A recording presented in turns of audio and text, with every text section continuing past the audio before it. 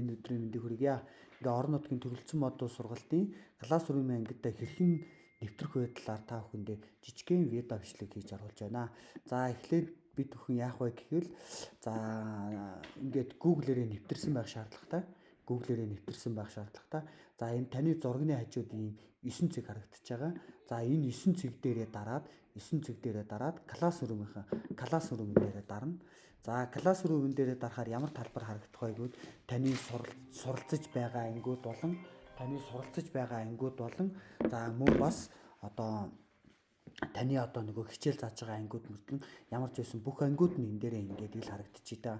За та одоо шинэ ангидаа орон нутгийн төрөлцсөн модуль сургалтандаа яаж орох вэ гэвэл энэ хажуу талын баруун дээд болонд байгаа нэмэх тэмдгэн дээр дараад join class гэж ороод join class дээр энэ классын кодыг оруул гэхээр кодоо оруулаад join дарна.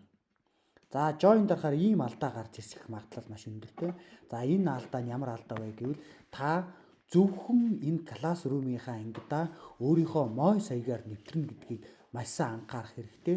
За энэ ингээд хэрвээ ийм алдаа зааж явах юм бол та энэ Google-ийнхаа классрумын нэг мойсын хаяг биш байна гэж ойлгох хэрэгтэй.